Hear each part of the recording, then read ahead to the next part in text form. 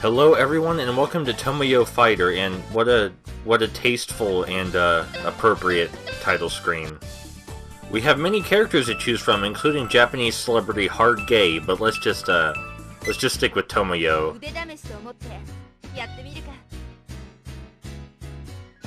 No, I don't just spend all day playing anime beat-em-ups. I don't know why you would think that.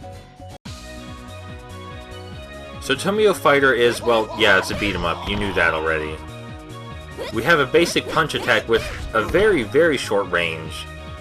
But it deals a ton of damage, so whenever we do manage to hit someone with it, it takes them down pretty fast. There's nothing really special about that combo. We have a dedicated throw button in this game, which is kind of unusual for beat-em-up. We can knock weapons out of enemies' hands by either throwing them or slide kicking at them. Like that. Very few of the characters can actually use the weapons that the enemies leave behind, though other enemies can pick up those weapons.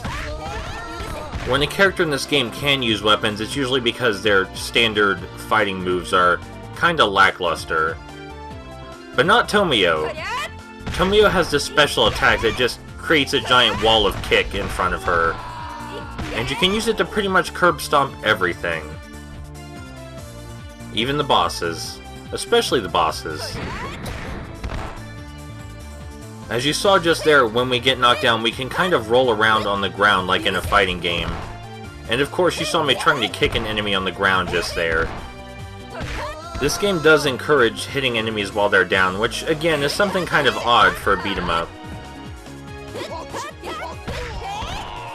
This game's actually pretty easy because none of the enemies have very difficult patterns.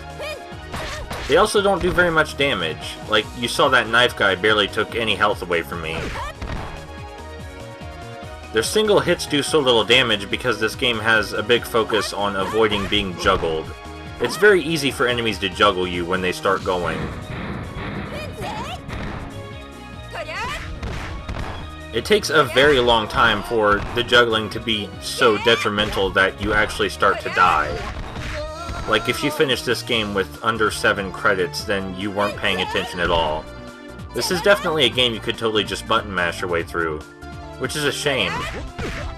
There's a whole lot of potential for strategy here with the throwing and the running kicks and all that good stuff.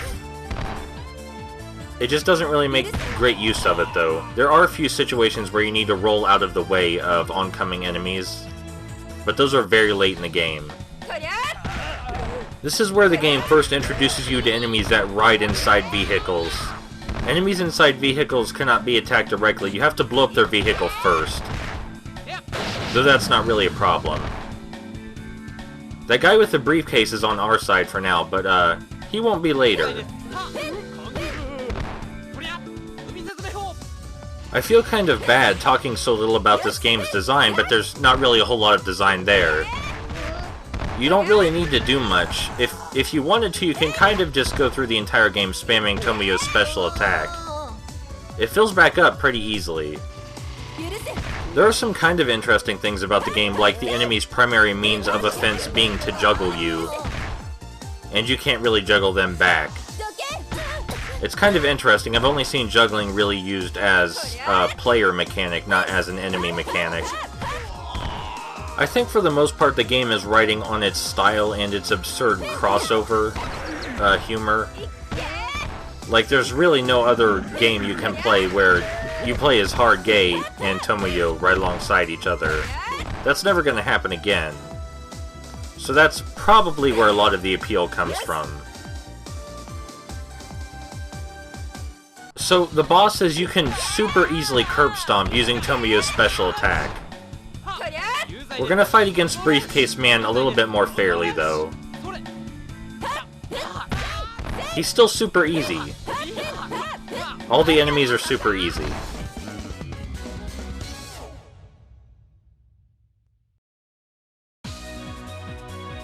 So that's Tomoyo Fighter.